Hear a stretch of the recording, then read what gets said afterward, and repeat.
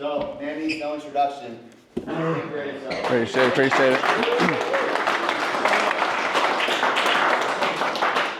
Okay, so I want it to be like open. I want it to be a discussion. I want like input from you guys as I go through this. But I wanted to share, just listening to Brock and like the imagining and looking forward in the future. I look at my life where I came from, and I have no business being where I'm at today. Like when I was younger, I stopped growing at 6th grade. I was 4'11" when I was 15 years old. Like I was really good at sports younger and then quit growing. And so I was getting cut from teams because I was too short. I remember trying out for the 9th grade basketball team. I was 4'11". All of my friends are trying out. And it came down to 2 people that were gonna be the last cut. It was me and another kid. And the coach called me into his office and he's like, hey, you have the best ball handling skills. You have the best shot. You have the best attitude out of anybody out there, but you're too short. I can't take you. So I got to cut you. And I remember like just all of that as a kid building up, and it was overwhelming, but I never let it push me down. And then I was, so my mom was 19 when she had me. My dad was 21. They were young. My dad grew up in a very abusive environment. My mom grew up in a different environment as well. They had no idea what they were doing as parents, and I kind of took the brunt end of that. And I'm a very independent person, so it didn't go too well with me and my parents. So I just didn't have much like love within the home. I didn't have that. It wasn't like a safe space for me. I didn't have the pride in things I was doing in my life because I was always too small. I'd have girls tell me they would date me, but I was too small. I was like their little buddy, like just so many things that should have torn me down. But listening to Brock and that, you know, imagining things and like me living in that moment in the future with my kids, I did that all the time. Like as a kid, that's how I fell asleep. I would envision my life in the future and the things that I had accomplished and like the big things that I had done in life. And I think I just really leaned into that. So I'm a very, very firm believer in like self-fulfilling prophecy, viewing the life you want to live and then going and creating it. I remember the house we live in right now, we've been in there for almost 9 years right now. But when we were first married, my wife was pregnant with my son. We would literally get in my truck and drive through our neighborhood and like almost nightly. And it was like my thing. I would drive through. I'm like, I am going to live in this neighborhood before I'm 30 or by the time I'm 30. Like I will buy a house in a neighborhood like this. I'll live in this. This is the lifestyle I'm going to give my kids. Bought that home when we were 30. And it's that dream. And then I put in the work to accomplish that dream. I started taking those steps forward. And if I looked at it in a whole, it's going to be overwhelming. But there was a quote I heard from Kobe Bryant that said, don't look at the top of the mountain where you're going. Look down and watch every step you take. Just take one step forward, one step forward, one step forward. And before you know it, you're going to look down and you're on top of the mountain. And you're going to be so proud of how you got there through that hard work. So want to just start with that, share that. But I have 2 things I want to go over today. The first thing, when we talk about leadership, I'm going to use the presentation in a minute anyways. So I've got some notes on something else. When we talk about leadership, what is the true indicator of leadership to you guys? Leading from the front, example. What else? Selflessness. Someone willing to do something others wouldn't. Willing to do something others wouldn't. I'm looking for something more specific. It's a saying we hear all the time, like, true leadership has what over the people? Impact, influence. That was what you're going to say, Ty, influence? People look up Yeah, somebody people look up to, they have influence, right? And that's a big thing in leadership. People always talk about you only are a true leader if you have influence over your people, if you have influence. And I want to dive a little bit deeper in that, in how do you gain influence? And I think the first step is gaining respect of your people. If you have respect of your people, you then have the ability to influence them. They're going to look to you as kind of that measuring stick, that guide, that mentor. Like if you guys could pick, and shout out some names, but if you could pick 1 or 2 people that you would love to sit down with and just pick their brain and get advice from, who would they be? Matthew McConaughey, why? His book, we read a couple years ago as like a book club thing when we were in pest control.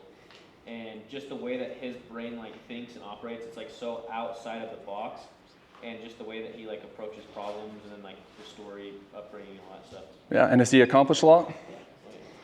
Who else? Alex Ramosi. Alex Ramosi, why? Just the way that he's, like his story basically starting from nothing and being where he's at now with applications.com. And then he also has really good sales tactics, just good play on words and whatnot. I love Ramosi. Who else? Mark Cuban. Mark Cuban, why? Just his intelligence inside of business.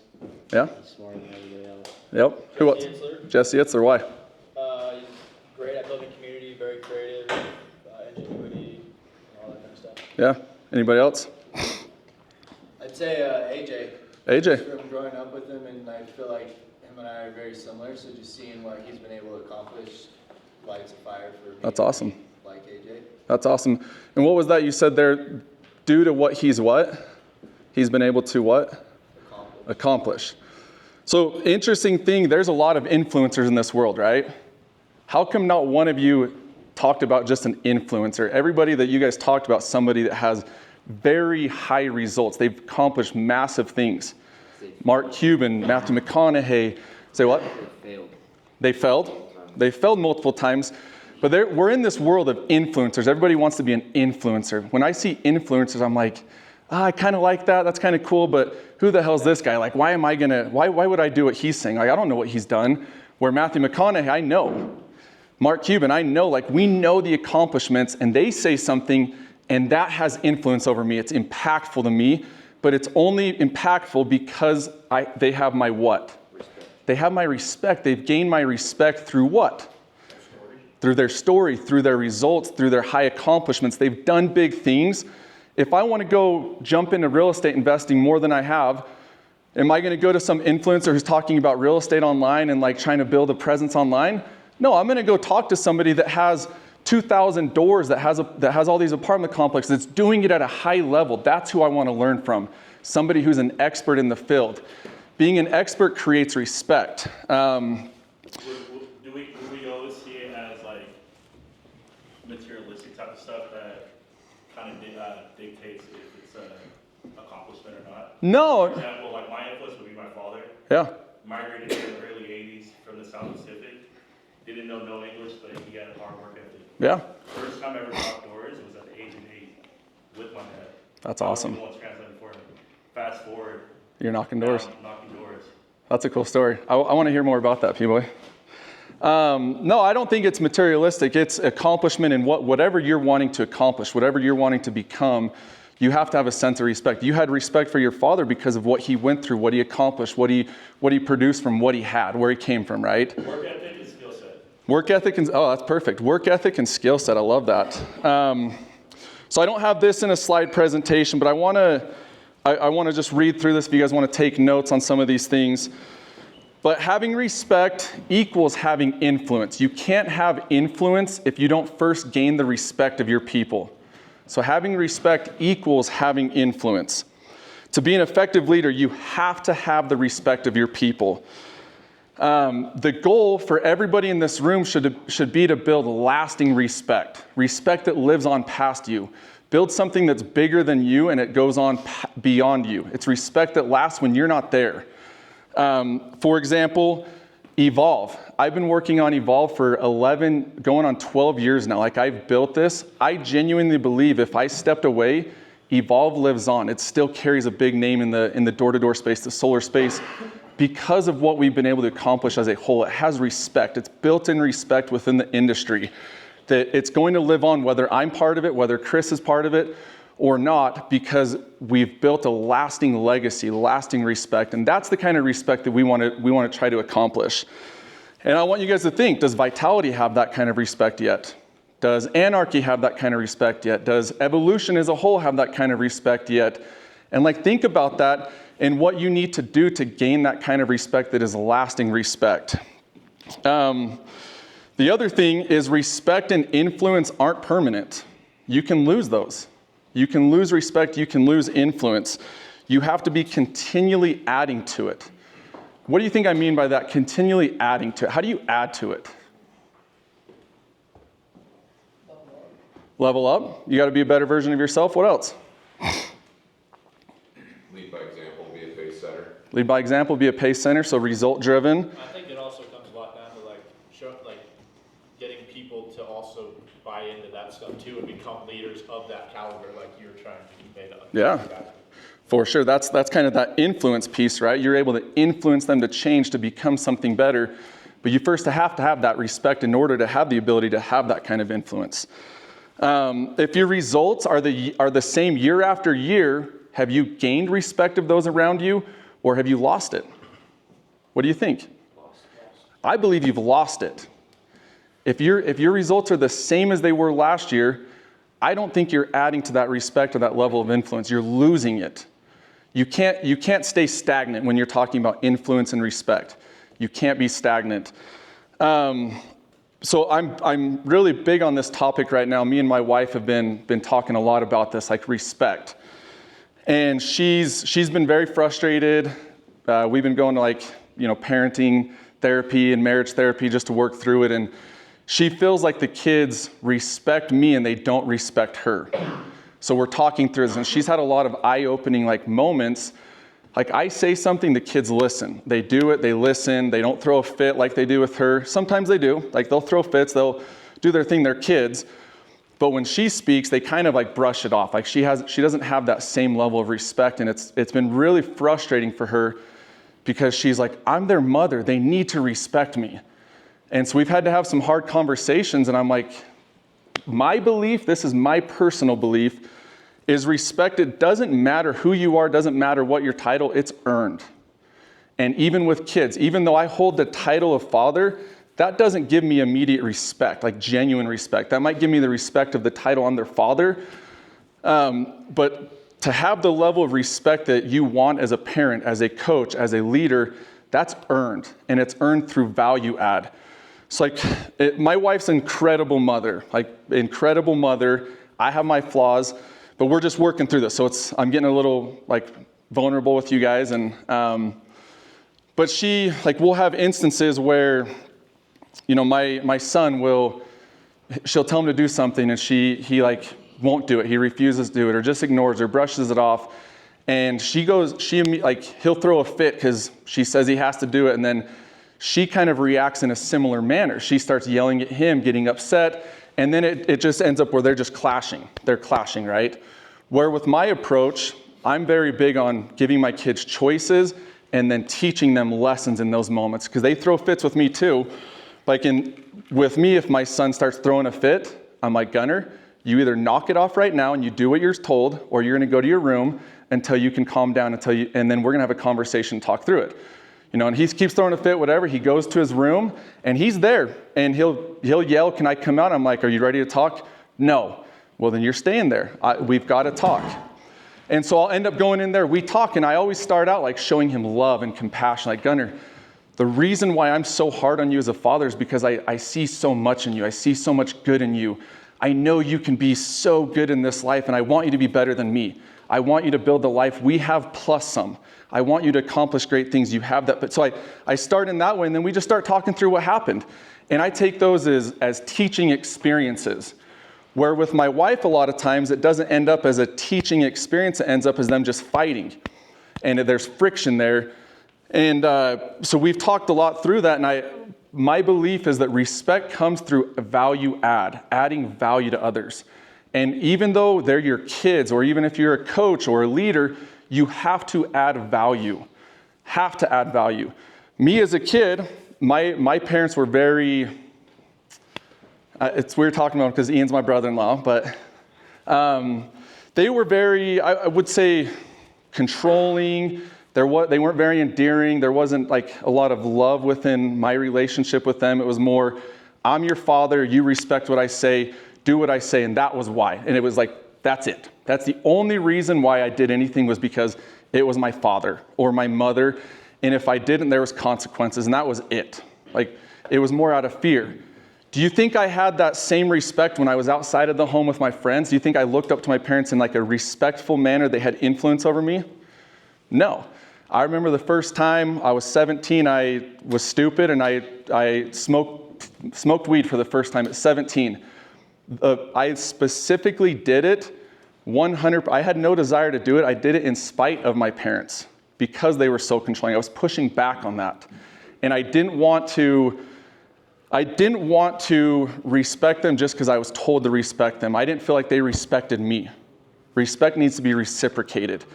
And that's a big thing me and my wife are talking about, is like, you have to respect them. Even though they're your kids, there has to be a reciprocation of respect. They have to feel that you genuinely respect them for them to in turn genuinely respect you. How many of you here have had coaches in the past that you didn't like? They were very controlling. They just yell at you. They were negative. But you'd go to practice and you did what they said. I'm sure most of us can relate to that. Why did we do what they were saying? Why? Because you wanted a spot on the team. Want a spot on the team. What else? Is that what you're supposed to do? You didn't want to get your ass ripped into. You had to do what you're supposed to do. You wanted playing time. Like, everything came out of a sense of fear, right? It was fear-based. You were doing it out of fear, not because you genuinely respected them. Who here's had a coach or somebody in their life that when they spoke, you did it because you wanted to do what they say and you wanted to run through walls for that person? Who here's had a coach that way? What was the difference for you in those coaches? Compassion. What else? And what gave you that respect? Why did you have that level of respect that you wanted to run through walls? Because you have Coach A, who's an asshole. He tells you to do it. You go do it. You have Coach B. You love him. He tells you to go do it. You go do it. Like, what was the difference? I think you think that they do the same for you. They would do the same for you. Oh, I love it. Reciprocation of respect. I love that. What else? Ian. They genuinely care about your growth and accomplishments rather than just do it because I told you to. Yeah, 100%. Who else? Yeah. I would say like the best coaches care more about like you as a person and not just your sport. Yeah, I love that. I love that. A lot of times you aspire to be a similar person than that. Yeah, they inspire you to want to be like them, right? I'd say another thing, like on top of like reciprocating, would be like relating. Like, hey, I was in your same exact shoes. Like, I understand what y'all are going through. Just give me 5 more reps and we'll just get after it. Yeah, and you're like, hell yeah, I'll do that for you. Like, I want to do that. You thrive off of that, right? Yeah. AJ. I was going to say, you're contributing to that relationship that you value. Yes, they're contributing. They're what? They're adding value. They add value to you on a constant basis. They're always adding value. And then they are respecting you as a human being, right? First and foremost, they're respecting you as a human being. They have compassion. They have love. They care for you. That, for me, wasn't how I felt in my home, so I didn't have that same respect. In front of my parents, I had the respect. I leave the home, it was the opposite. I didn't have that respect, and I wanted to rebel against what they were doing. Yeah? I feel like confidence too, when you have like the coach that's like an asshole, you're like scared of making a mistake, whereas with a good coach, you're not thinking about the mistake, but you're just doing it. Yeah, 100%. I love that. Any other thoughts? If you go back to transfer of energy, you know, you have a coach that's upbeat and is firing you up in pregame, or a coach that's, oh, this can go wrong, that's all what's going to happen. It's interesting because both coaches could tell you to do the same thing, but how you react and how you feel is so different. So different, but you go do it, but which one is probably going to drive higher results? The one that you have that genuine respect with. It's not a respect of title. P-Boy. It goes back to people don't care how much you know until they know how much you care. Yeah. Once you get that feeling, it doesn't matter what your coach or your mentor says to you. You're going to do it regardless because of what you felt. Yes. And that's influence right there. And that, yes, because you had the respect translated to a feeling of and you're right there, and you're reciprocating. It's like, it just comes full circle. Grant. I think a lot of it comes down to trust too. Like the people that have always motivated me the most have been the ones that I trusted that they were doing it for my best interests. Yeah. And then if I trust the person who's doing it not for their best interest, but for mine, that's when I feel like you can run through the wall for something. 100%. Any other thoughts on that? I mean, like, if you're playing sports, your main value is winning. And if you feel like your coach is going to provide value to you in the direction of you winning the next game, you're going to listen to them. Yeah. So, like, no matter if they're, like, being an asshole at practice or not, if you feel like what they're telling you to do is what they truly believe, what you truly believe is going to get you to that next game. And they're doing it for your good, not for their own good. That's the value that you're trying to attain. Yeah. They're trying to teach you lessons, life lessons, make you a better version of yourself and get you to accomplish bigger and better things, right? But it's through that sense of love and caring. So I believe there's 2 forms of respect. There's forced respect, which is respect out of title or of fear. It's forced upon you. You respect me because I'm your leader. You respect me because I'm your coach. You respect me because I'm your mom or dad. You respect me because I'm your teacher, right? And we've all experienced that at some extent. In sports, in school, wherever, we've all experienced that. That kind of respect doesn't last when you're not face to face anymore. That's very temporary. It's a very temporary respect that's only given when we're face to face, right? Then you have the second form is genuine respect. And that comes from a mutual feeling of respect as humans. So it's mutual, it's a value add. I add value, you add value. It's this reciprocation of adding value. If someone adds value to me, I see that they're doing good for me, it gains a little bit of respect. And as they continually do that on a continual basis, that level of respect only increases. As I see them accomplish the things that I want to accomplish while treating me that way, it adds to that level of respect, right? So it's a continual thing that you can continue to earn. Sorry, I wish I had this in a presentation. But it's this respect, it exists at all times. So how many of you had a coach that you would go home and put in the extra reps, put in the extra work because you knew your coach was counting on you or because you wanted to be better for your coach?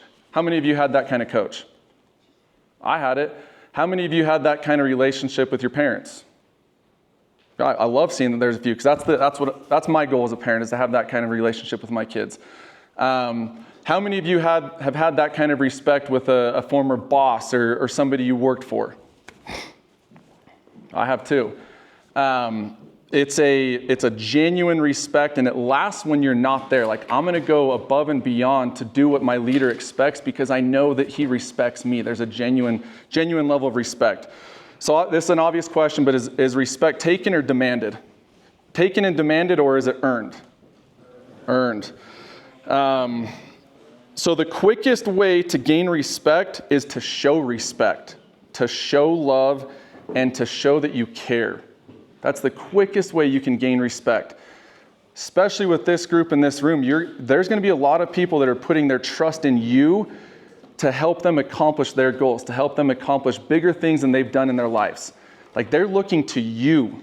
You are the people they're looking to lead them forward, to lead them to higher spaces in life than they've ever been. They're looking to you. So take it serious. Take it very serious. Which form of respect is easier to accomplish? No, earned respect is harder to accomplish because you actually have to put in genuine work to get there. You do, yeah. You've got to put in that work. Is it quick? No, it takes time. Like we talked about Mark Cuban. How long have we been watching Mark Cuban throughout his career? He's done it for 15, 20, 30 plus years, and he now has the respect of people. People listen to him when he talks, even if you've never met him. Like, I listen to Mark Cuban and his advice and his thing. Like, I take that and I'll run with it because I respect what he's done. He's shown me over time. Have you ever heard somebody talk highly of a leader just due to their title, or just due to their control or their dominance, or they come in a room, yell at everybody, people move because they're yelling? Have you ever heard anybody talk highly of that kind of leader? No, you probably never will either. So how do you gain that genuine level of respect? I've got a bunch of things here. But gaining respect as a leader isn't about demanding it, but earning it through consistent actions and behaviors. It's consistent actions and behaviors over time. Over time. Like me, AJ, Grant, Jared, we have a mutual respect for each other. We've worked together for 10, 11 years. And it's a mutual respect that's happened over time, consistently over time, right? And we've built that up. It takes time. So I have 9 ways to earn that kind of respect. Tom said this one: lead by example. So walk the talk. Your actions must align with your words. If you set high standards, hold yourself to those standards first. Hold yourself to those high standards first before you hold anybody else to them. Show work ethic. Demonstrate a strong work ethic and willingness to get your hands dirty. Be accountable. Own your mistakes and take responsibility for your actions. as I said with my son, if I get upset, if I yell at him and I get upset and I realize, I'm like, damn, I let it get to me. I let that like trigger me. I let that get me lose my temper. First thing I do is I go in and I apologize to my son or my daughter, whoever it is. And I say, sorry, I know I should not handle it like that. I got really upset. I'm sorry for getting upset. I'm sorry for yelling at you, or I'm sorry for whatever. And I show them like, I made a mistake. The best leaders take accountability. That gains respect from your people because you're not putting yourself above them in the sense of you're better. Like, you make mistakes too, and own that. Own your mistakes, own that shit, and it earns respect. So second one, treat others with respect. Value everyone. Show genuine appreciation for each team member's contributions regardless of their position. Listen actively. Pay attention to what others have to say, consider their perspectives, and make them feel heard. How many have been around a leader or coach that they didn't feel heard? They didn't feel like their coach cared or their leader cared. It sucks, guys. And that's not going to gain respect. That's not going to gain respect. Be empathetic. Understand and acknowledge the feelings of your teammates. So be empathetic. Like, understand if they're going through something hard, sit down with them, understand it. Don't be the leader that says, suck it up, get out there. Like, sometimes we need to be that leader, right? But we have to have that level of respect and influence first. But be empathetic, show love, show compassion for your people. Third one, demonstrate competence and confidence. Know your stuff. Be knowledgeable and skilled in your area of expertise. Be the most knowledgeable person in the room when it comes to cells, to solar, to how solar works, to like, who here understands, this is like a technical question, but clipping. If you have a 9 kilowatt system, so it's a 9,000 watt system, why do we install a 6,000 watt inverter? Efficiency. It's going to be running more efficient as long as that capacity is running as close to 100% as possible. Yeah, exactly. That was awesome. Where'd you learn that? Educating myself. Dude, I love that. So we might have to transition into the operations side. So everybody in this room, you're a leader. You guys should know that shit. You should learn that stuff. You should learn. Like, you should be diving into the sales resource center. You should know everything that's in there. So when your people ask, I've had reps call me like pissed off because they think the install is wrong because they saw a 6,000 watt inverter on a 9,000 watt system, a 9 kilowatt system. Like, no, this is right. That's how it's supposed to be. It takes a lot more power to kick on a 9,000 watt inverter, so it doesn't kick on till later in the day. And then it takes a lot more power to keep that inverter on, so as the sun starts going down, it shuts off earlier. If you put a 6,000 kilowatt system inverter, yeah, your peak that you can capture at all moments is less, but it's going to start earlier and it ends later because it requires less power to start it, less power to maintain it, converting that electricity. It's like, know that stuff. Be an expertise in your craft. Make informed decisions. Base your decisions on sound judgment and careful consideration. And I think that a lot of times as leaders, we're just impulsive, we're reacting, and we don't really put thought into what we're doing. Like, think about it. Think about the flaws of the decisions you're making. Like, process it. I'm continually looking at the business at Evolve, and I'm like, where are we short? Where are we coming up short? What are our speed bumps? What are our headwinds that we have coming in the future? And then I'm preparing for those things. I'm fixing those things.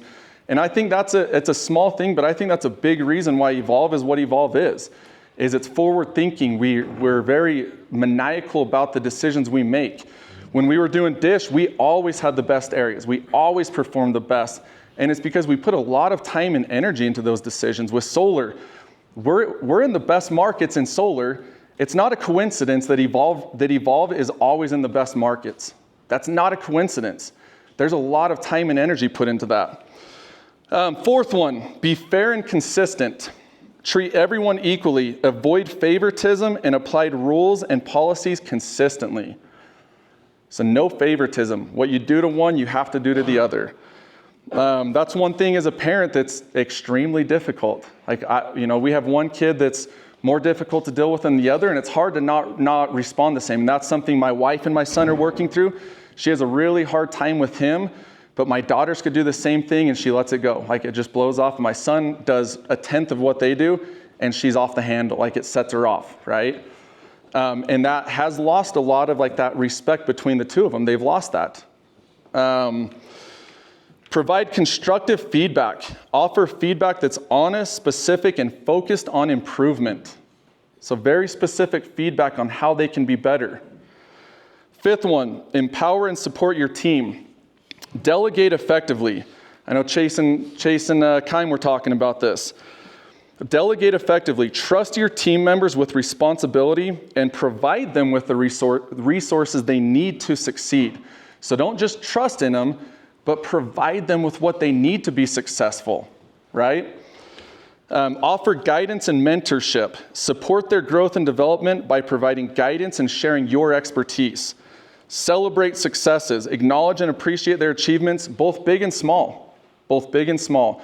When I was running teams, the first month of the summer, a lot of it was talking to the rookies and, you know, how many pitches did you get out? How many people did you talk to? And we're cheering them on for that, like the little wins.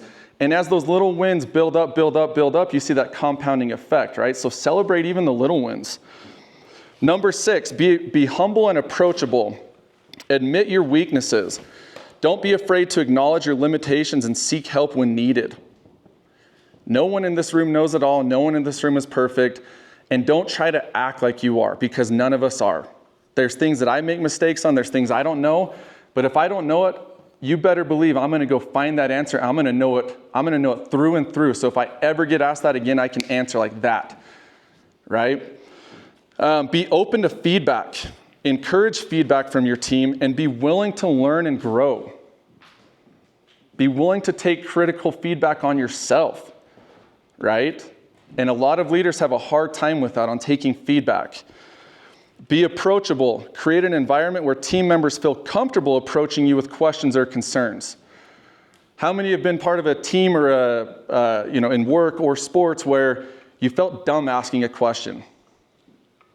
We all have, right? Why did we feel dumb? You felt like everyone else knew it. Everyone knew it? Or what else? That's one reason. They make you feel dumb for asking. They're almost like condescending, like, dude, come on, you don't know that shit? Like almost make you feel dumb. Now, there is a point where some people just ask stupid questions over and over and don't do anything to help themselves, and they're not trying to learn, and they're just leaning on you to get all the answers. That's a different conversation. But like, be a coach, be a leader that people feel comfortable coming and asking a question, no matter how small, no matter how dumb, no matter how insignificant it is. Be that kind of leader that they want to ask from you. They want you to add value. Number 7, be decisive and courageous. Make timely decisions. Don't procrastinate or avoid making tough choices. And I think a lot of us fall in that trap. We have, a rep that's maybe a cancer of the team, or we have X, Y, and Z going on, and we're so hesitant to make that hard decision that it ends up hurting everybody in the long run. Be confident in your decisions. Stand by your decisions and take accountability for the outcome, whether it's good or bad. Stand by your decision and take accountability, whether it's good or bad. And then take calculated risk. Be willing to step outside of your comfort zone and embrace new challenges. Number 8, communicate effectively. Be transparent. This is a big one in this space. Be transparent. Share information openly and honestly with your team. Now, I do think that there's a little bit as a leader, the higher you get, the more you get, like there are things you need to protect your people from. You don't want to share everything, but be as transparent as you can, and don't make them feel like you're hiding things from them, right?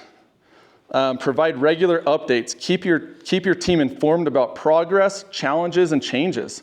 Be on top of it. Know what's going on and inform your people so they're not out in the field in a home and they find out about a change because the deal's not working or something's going wrong in home. Like, make sure they know that before they're in the field. Prepare your people. And then encourage open dialogue. Foster a culture of open communication and feedback. And then number 9, which I think is probably the most important one, and it's in our motto as a company, serve and elevate, it's be a servant leader. Focus on the needs of your team. Prioritize their growth and their well-being, not your own. Prioritize their growth and their well-being, not your own. Empower them to succeed. Provide them with the tools, resources, and support they need to achieve their goals. Lead with humility and compassion. Put the needs of your team before your own. So those are what I have. I can share this note with all of you guys, but those are the 9 steps of earning respect from my beliefs, right? You can add to it, you can take from it. But I do believe that earning respect as a leader is an ongoing process that continues, that requires consistent effort and consistent dedication to your people. By embodying these qualities and behaviors, you can build trust, inspire your team, and achieve great things together. Be the leader that people don't look at you just as the leader. In my opinion, a leader is just another person on the team filling a different role, right? It's just a different role on the same team. We're all the same team. We all have the same goal. Leader just fills a different role. And if your people feel that way, they're going to trust you. They know you care for them, and you're going to have that respect for them. So I got a couple things here. Is there anything on that anybody wrote down they want to share that they liked, or? Like, if you want good results, you gotta do things differently, or you're gonna get the same thing, right? Yep. And so you talk about like stepping out of your comfort zone, being married, right? Mm-hmm. Everything starts at home. So you know, being Polynesian, I don't know the English word for it, but it's not common to do like therapy. Yeah. My wife recommended it, and for me to align with what my wife is, because I know I perform well with my wife and I are on the same page. Happy wife, happy life. Yep. So I actually take the time to go and do therapy too. And it's actually helped. Yeah. It's one of those close mental get fed. In order for you to really know what you gotta do to, level up, you gotta take those uncomfortable course, right? Even if it's things that you're not used to. Yeah. And dude, to this day, I'm grateful for those therapy sessions. Yeah. But people look at it differently, right? But it's one of those you can't knock it till you try it. No, I was just telling AJ this a couple weeks ago. Like, me and my wife started doing therapy a couple months ago, and she's more aligned with that. Like, she just is like always looking for outside help and how to get better. And I've been very independent my whole life with how I grew up. Like, I was 4'11". Felt alone in my family, felt alone in a lot of aspects of my life, and I figured everything out on my own. Like, I never had anybody mentoring me, guiding me, helping me, pushing me. It was all on my own. It was kind of like everybody pushing me down and me fighting through that. So I'm very independent. And my wife has wanted to go therapy. She's done therapy on her own. She does self-help coaching. She does a lot of those type of things. And I've just never been about it. And finally I gave in. I'm like, let's do therapy.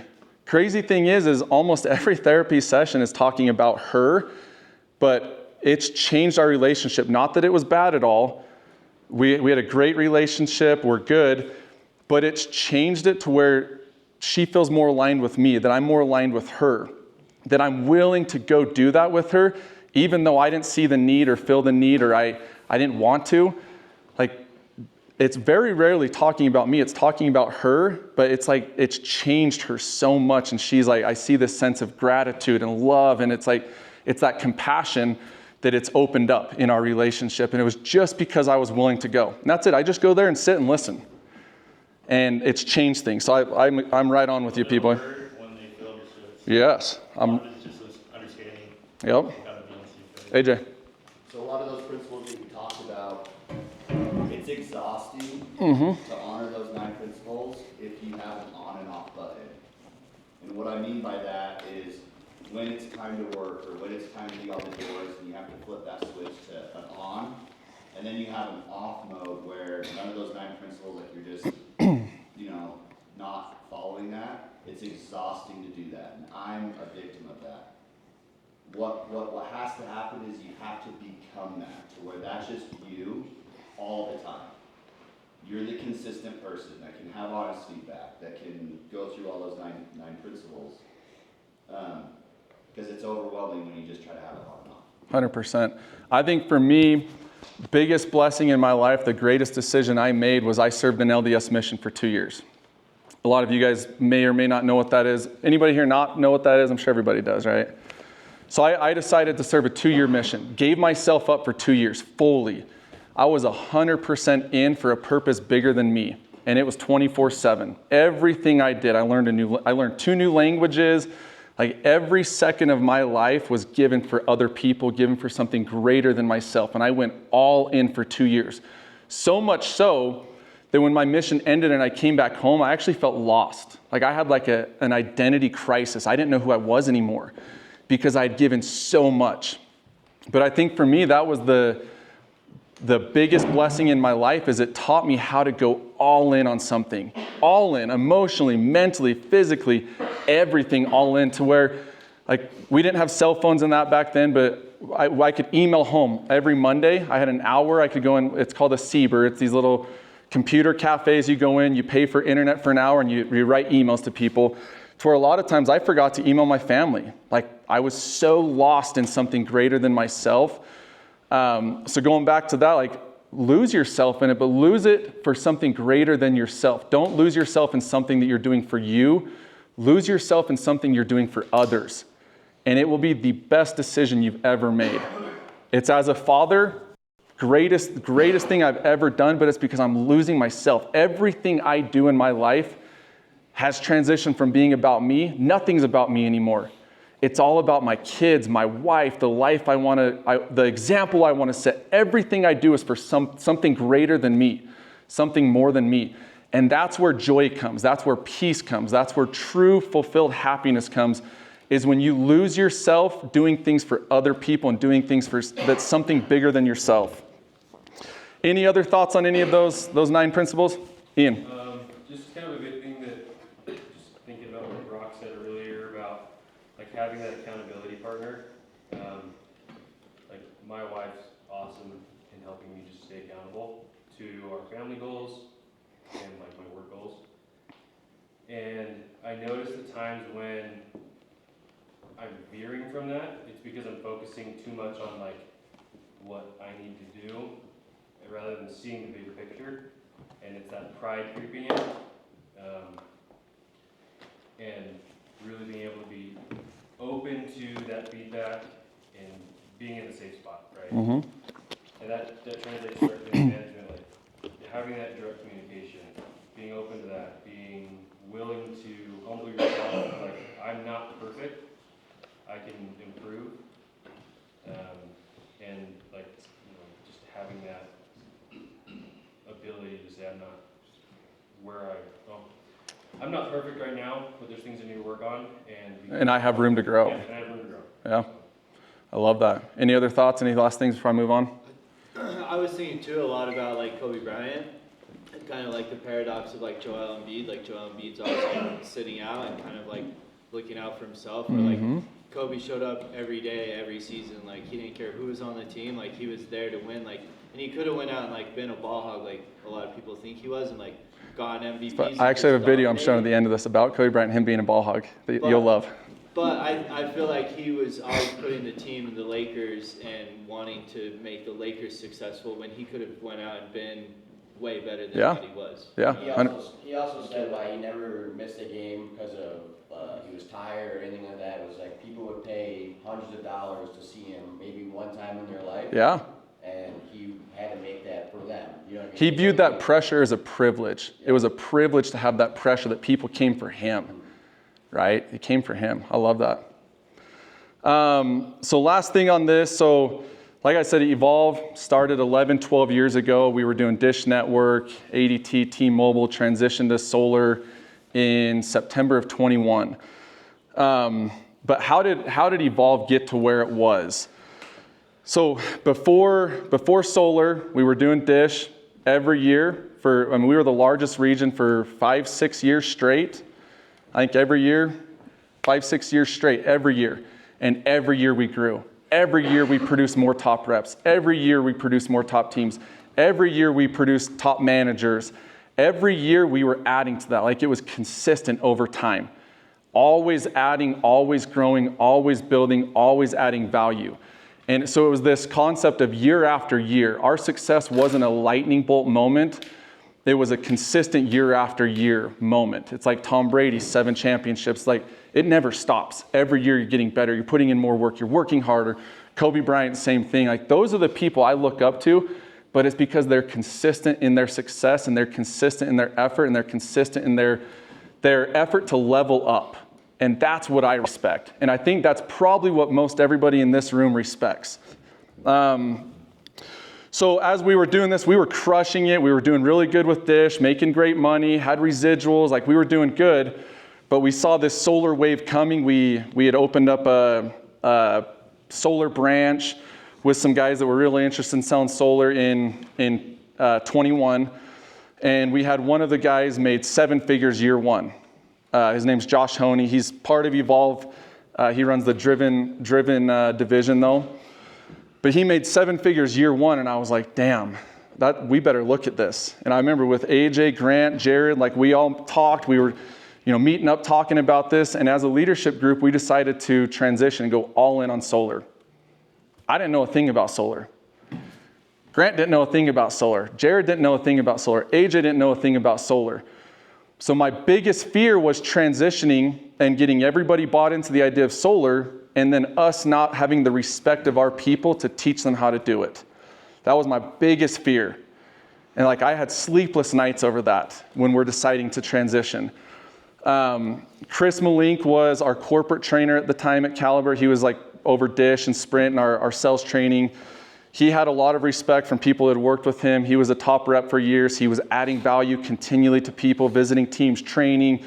So everybody already had a level of respect for him.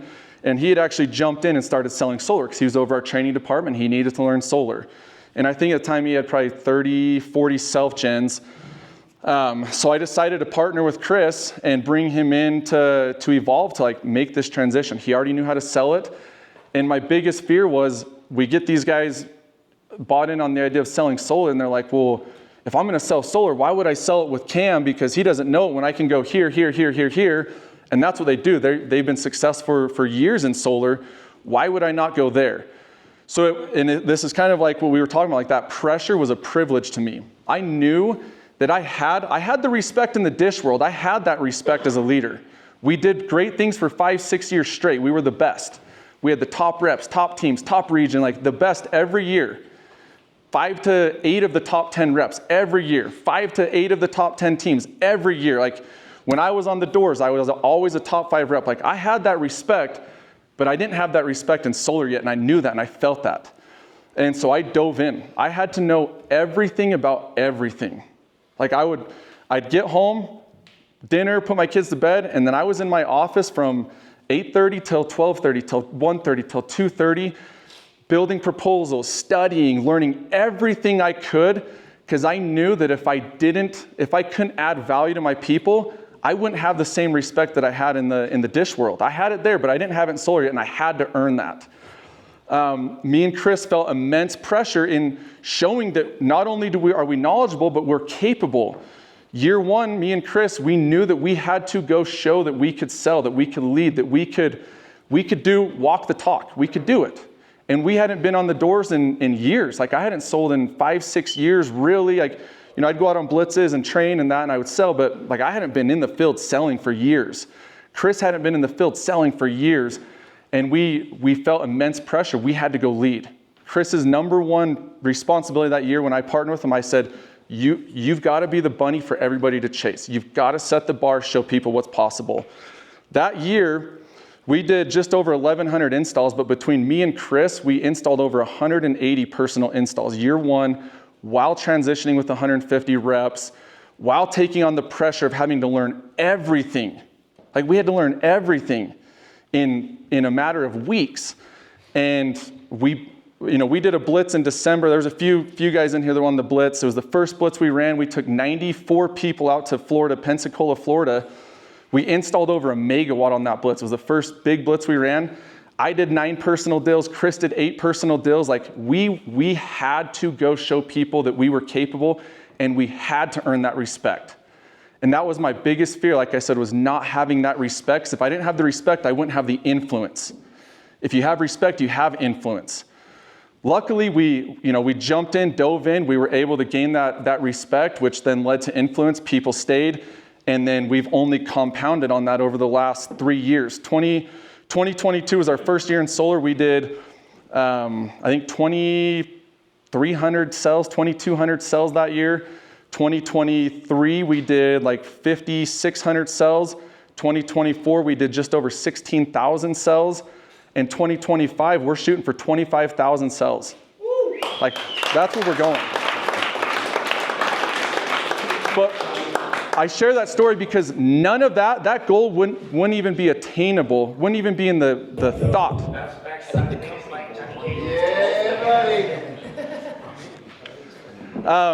That wouldn't even be attainable had we not done the hard work, had we not gained the respect of our people. We had to regain it. We had it, but we had to regain it in a different sense. And that, to me, that pressure is a privilege. That pressure you guys have, that's a privilege. Don't let that privilege go by. Like, that is a privilege. Take advantage of it.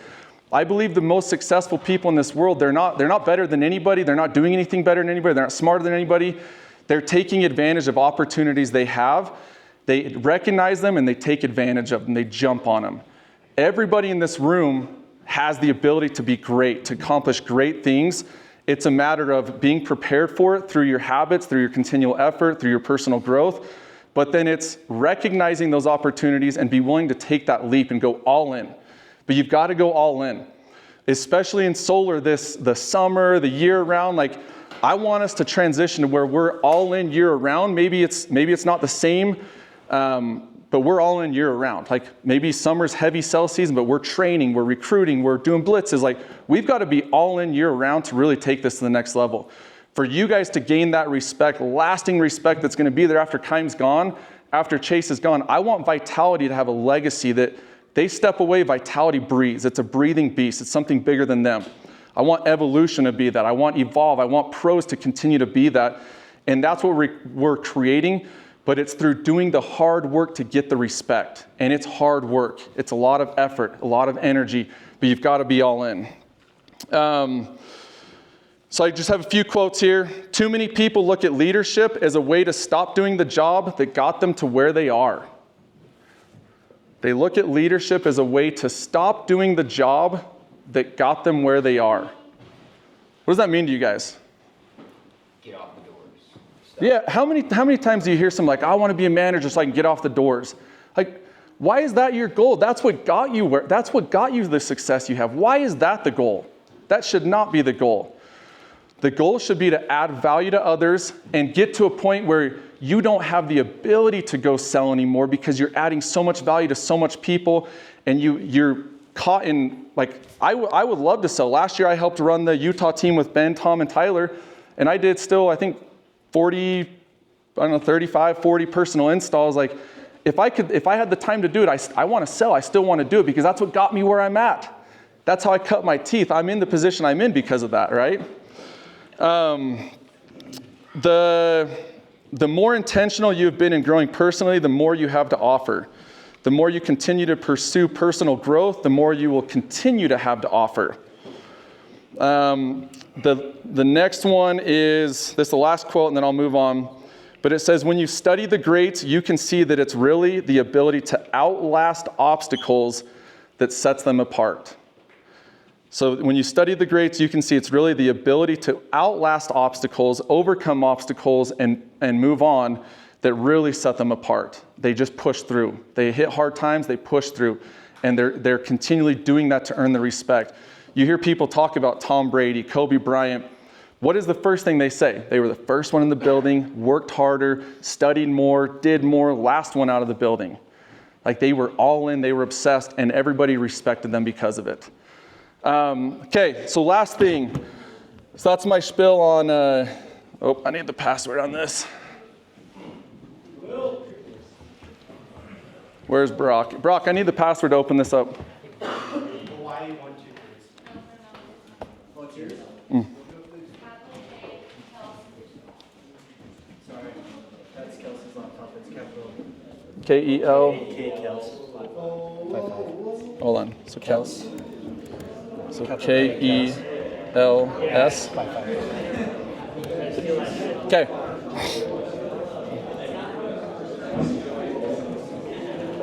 Okay, so I'll whip through this real quick, guys. I know that went long.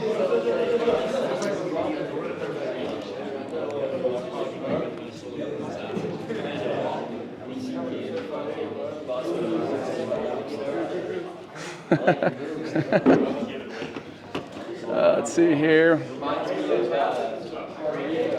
Oh, yeah. Okay. So guys, I just want to go through quickly the theme and key initiatives for the Evolve division this year. Evolution plays a massive part in the Evolve division. So the official theme for the Evolve division is year after year. Year after year. What does that mean to you guys, year after year? Replicate. Huh? Replicate, delegate. Replicate, delegate. What else? Break records. Continue to improve year after year. We've been the top for 8 years. We're not stopping, like year after year. And to accomplish that, we have to year after year elevate. We have to get better. We have to take steps. We have to improve. We have to grow year after year. It never stops. So that's the theme for 2025, year after year. I think I already read this quote, but it's a good one. The more intentional you've been in growing personally, the more you have to offer. The more you continue to pursue personal growth, the more you will continue to have to offer year after year, year after year. Don't be the reason that your people don't grow. Be the reason that they do. And I think that's powerful. Don't be the reason why they don't grow. Be the reason that they do. As a leader in this room, what does that mean to you? You want people to credit their success to you, not their failure. Yeah? Yeah? Huh? Law of the lid. What is that? I'll hit on it here. I have that as one of the principles in here. Yeah? Your guys aren't going to do much better than what you're going to do. Yeah? So if you want to excel the team, you got to excel yourself. Yep. What else? Don't be the reason that they don't grow. Be the reason they do. Don't cap them. I mean, just don't cap them. You know, like if they're going to grow faster than you, like just put your value in to help them do that. Yeah, add value, build them, grow them. There's some that are hungrier than others, right? And you've got to identify those and really put that value into them. Any other thoughts on that, what that means to you? That'd be a fertilizer, not a poison. Ooh, I love that. Elaborate a little bit on that. Add to grow, don't kill growth. Yeah, so be a fertilizer, which means, to me, fertilizer is adding value. It's adding nutrients. It's adding things that you're adding to it to grow. You're not taking from it, right? I love that. Be a fertilizer. Let's fucking go. Okay, so 3 laws that we want to live by. Law of addition. And these 3 laws are from, well, 2 of them are from the 21 Irrefutable Laws of Leadership by Stephen R. Covey. Law of addition, though. We talked a lot about that. How do you gain respect? You add. This is how you gain respect, guys. We add value to others when we truly value others. We add value to others when we make ourselves more valuable to others. We add value to others when we know and relate to what others value. What does that 3rd one mean there? We add value to others when we know and relate to what they value. How do we do that? I mean, I would say like when your goals align with somebody, you're more likely to put your faith and trust into them. Yeah, yeah. Their value. What else? When you've led from the front and gone through the same trenches, they see the value in that. Yeah, 100%. Ian? It's not assuming that other people value what you value, but really getting to know that person as an individual and respecting, what's important to them. That's how I interpret it. Like doing those one-on-ones during the summer.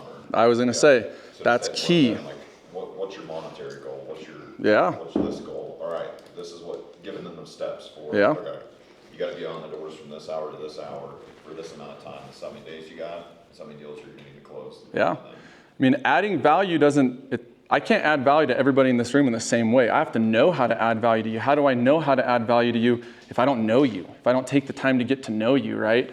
And that's, for me, has been the hardest thing. I've told a few guys in this room, that's been the hardest thing for me in the explosive growth that we've had in Evolve. And we went from 150 reps to now 3,000 reps in a matter of 3 years. And the hardest thing for me is I've lost that personal connection with everybody. Like 3-4 years ago, and you can ask guys that worked with us, like I knew everybody, every rep, I knew their family story, I knew everything. Like I was had a personal touch on it. And that's been really hard for me losing that, but I've had to change who I know. I've had to adjust and adapt to that of who I know and who I can add value to. I can't add value to everybody. I have to add it to leaders that then can trickle down and add value. So who I know has changed, right? But I think that one's a big one, is you have to know how to add value. One-on-ones are important. B-boy. It's like the doors, right? When we're in the doors, we always kind of do something different from the last 20 people that talk on it. Yeah. So we're always trying to separate ourselves and be interesting, right? Yeah. It's more, instead of you being interesting at the door, or as a leader, be interested, right? So whatever that they like, whatever you align what they like, but you add and maximize what value you bring to the table to align with what you're trying to do. Yeah. Why is question-based selling so effective? Because we're learning what they value. You've got to know what they value so you know how to add value. Question-based selling works. That's why it works. Because they're identifying what they value, and you're able to solve that problem. If you go try to solve the same problem with every customer, you're going to lose a lot of customers. You're going to lose a lot of recruits. You're going to lose a lot of reps. You're going to lose a lot of things if you try to do it the same with everybody. So adding value is intentional. It requires a conscious effort to understand the needs of your team and find ways to support them. It's not about you. So it's not about you. The focus is on how you can help others succeed, not your own advancement. How do you help others succeed, not your own advancement? We all want to accomplish great things, but we can't do it alone. The best way to get to where we want to go is by helping others get to where they want to go. It's the best way to get to where you want to go. So how to apply the law of addition? Know your people, understand their strengths, weaknesses, goals, and aspirations. Make yourself valuable. Continually make yourself valuable, more and more valuable. Develop skills and knowledge that can benefit your team. If there's something you don't know, go learn it. Brock talked about money follows value. If you don't have value, how are you going to get money? You've got to continually add value, and the money will follow. The money will follow. This story gets old for a lot of people, but my last year I managed one team, and I'll share with those that haven't heard, and it's just an example of this. My only goal that summer going in was I had a goal for everybody on my team. I wanted all of my rookies. We were selling dish. This is back in, I don't know, some of you guys are probably in elementary. Dinosaur age. But my goal was that every rookie on my team in a 3-month summer made $30,000 minimum or more. And everything I did was with that goal in mind. I didn't have a personal goal. Didn't have it. But guess what? I had my best personal results that year. Why do you think that is? High tides raise all ships. High tides raise all ships. Constantly engaged. I'm even talking on personal sales. I had my best personal sales year that year. I didn't have a goal to do that. Why did I do that? That held you accountable in terms of, it's easy to give up on yourself. It's a lot harder to give up on other people. Yeah. And so I feel like as a leader, like a lot of times you don't want to do stuff, but you do it because you're doing it for the people that look up to you. Yeah.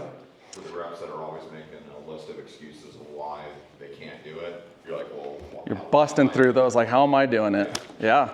I felt immense pressure that year to go perform. Even though I didn't have a goal to perform personally, I felt immense pressure because me as the leader, I had to show them how to do it. I had to show them what's possible. I had to go do big things and lead from the front.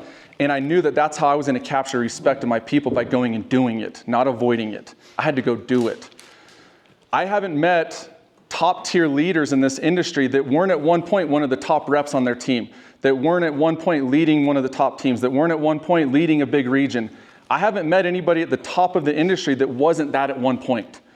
You've got to do that first. That's the first step. So make yourself valuable, serve their needs, offer guidance, mentorship, resources, and support and help them grow. Lead by example. We talked about this, but demonstrate a servant-hearted attitude and inspire others to do the same. By consistently adding value to others, you not only become a more effective leader, but you also create a positive impact on your team and organization. So that's the law of the lid. That's one of the principles we want to live by this year. We're leveling up, we're adding value. That's all we're focused on. How do we add value? Law of the lid, Jared brought this up. Anybody else familiar with the law of the lid? So we got a few here. Anybody familiar with the study that they used to teach it with fleas? Dalton, you want to tell us? Yeah, they put a bunch of fleas in a jar, left the lid on it. Over a while, the fleas tried to jump out. They hit the lid of the jar, took the fleas out. All those fleas could only jump as high as that jar was. And then the fleas that weren't in that jar ended up being able to jump a lot higher. They were jumping like 10x. They were jumping like 10x. Like, fleas can jump incredibly high. They capped them in a jar, and they learned that that was their lid. They couldn't jump past that, so they released them, and they never jumped past that. They were stuck because a lid had been put on them. As a leader, you are the lid of your team. You are the lid of what your team is able to accomplish. You are that lid. You need to continually raise that lid so you're not holding your people down. Leadership ability is always the lid on personal and organizational effectiveness. It's the combination of leadership ability and their dedication to success. So if you read the book, there's a graph that has your leadership ability, dedication to success. As each of those go up, the area that it captures, like it's a 1 to 10 on both sides. If you're a 1 in leadership ability and a 2 on dedication to success, your area of growth is really small. If you can get your dedication to success of your people to an 8 and your leadership ability to an 8, you're capturing a massive chunk of that graph. I would recommend everybody, please read this book. If you haven't read it, go read this book. And I want you to read it, not audible. Read it, take notes, highlight, like really dive in, because this book as a leader can be very impactful. It can change the course of your career. What was the name again? 21 Irrefutable Laws of Leadership. Incredible book. So law of the lid. Your leadership ability sets a cap on the potential of your organization. If your leadership is weak, it will limit how much you and your team can achieve, no matter how talented or motivated you are or your people are. No matter how talented or motivated they are, you're the lid. You're capping them. Leadership is the limiting factor. No matter how skilled or knowledgeable you are in other areas, your success will be limited by your ability to lead. The higher the lid, the greater the potential. The stronger your leadership skills, the higher the potential for growth and success for you and your team. It applies to individuals, organizations, personal and professional lives, and entire organizations. So how can you raise the lid? I have here, focus on personal growth. We're talking a lot about that. It's a common theme at this trip. Continuously learn and develop your leadership abilities through reading, training, mentorship, and experience. Seek feedback. Ask for honest feedback from your team, colleagues, and mentors to identify areas for improvement. So me and Chris have actually developed and we're going to be sending out to all of our regionals. We developed a questionnaire. We have like 20 questions listed, and we want them to rate us on where we're at as leaders. Like where are we falling short? Because sometimes we're blind to where we're falling short. We don't recognize our weaknesses a lot of times. I can share that to you guys, have you guys do the same thing with your teams, build something similar for your teams. But be open to that and be open to taking that feedback and becoming better for your people. Practice and apply. Leadership is a skill that needs to be practiced, and then actively seek opportunities to lead and apply your knowledge. To me, the best leaders are the leaders that add value without expecting anything in return. That's the kind of leader that I respect. That's the kind of leader that everybody in this room is going to be drawn to. Someone that adds value without the expectation of anything in return, because it's genuine. That's a genuine form of leadership. That's true leadership to me. The next one, law of the farming. Dalton could probably talk a lot about this, law of the farming. Natural process, it takes time. Just like a farmer can't rush the growth of crops, many things in life require time and can't be forced. You can't plant today and harvest tomorrow. So law of the harvest talks about their seasons, right? There's seasons. You have the spring, you're laying pipe, you're getting everything ready, then you're planting, then you're nurturing, you're caring for those crops. If you miss one of those steps or take time off on one of those steps, the harvest is going to be less. That's why I say we've got to shift from a summer-only focus to year-round. They're different seasons, but we have to be all in all seasons. We've got to be all in 12 months of the year, all in to really reap what we want to reap. So how it applies to life, I'll skip these because it's going long. I got a question quick. Yes.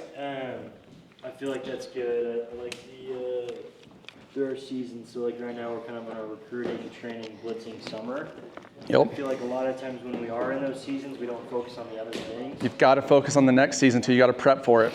If a farmer didn't prep for that harvest, what's going to happen when the plants start growing? They're going to be screwed. It's all going to rot and go away. So it's based on prep. You got to prep for it. You got to live in the season, but prep for the next season. You reap what you sow. There's no shortcuts. This is a big one. I think a lot of people look at leadership as a shortcut to success. That's not the reality. There's no shortcuts. Just like you can't shortcut growing crops, you can't shortcut success. Success is built over time, year after year. That's how success is built. So personal development, relationships, building strong relationships take time, effort, and consistent communication. Business, building a successful business requires consistent effort in marketing, sales, customer service, and other areas. Like you've got to be consistently looking forward and doing these things while living in the season you're in. In essence, the law of the farm reminds us that success is a journey, not a destination. We talked about that a little bit with Brock. It requires patience, persistence, and belief in the process, belief in what you're doing. Build the systems and believe that the systems are going to work. Luckily, you guys in this room, you all have some great examples with guys that have been doing this for years. They have really successful systems in place. Lean in on that. Lean to AJ, Grant, Jared. Lean to these guys that have been doing it a while. Lean to Chase and Kam. They know what they're doing. They're seeing massive success. Lean into that. You don't have to replicate, but lean into it and learn from them. So those are the 3 laws we want to live by this year. 3 daily wins. We want to have a goal of everybody in Evolve having 3 daily wins. 3 daily wins. It's not hard, guys. A physical win. Everybody should have a physical win every day. Every single day. Make it a goal. It's a blood goal you will not miss. Could be running, lifting, swimming, biking, pickleball, whatever it is. Get active. Accomplish something physical. Have a physical win. Second one, mental. So that's reading, writing, creating, learning, bettering yourself in that sense. Like have a win. Read 10 pages of a book. Listen to a podcast at the gym, whatever it is. Like I listen to podcasts at the gym. That's generally what I'm listening to, or an audio book at the gym. Like I'm always trying to find those wins in that sense, in the mental sense. And then a spiritual win, praying, meditating, studying, growing, whatever that looks like for you, whatever that spirituality is for you, it's different for everybody. Find a way to have a win every day. If you can win in those 3 phases of your life every day, you're going to look back at the end of the year and be proud of what you did. I can promise that.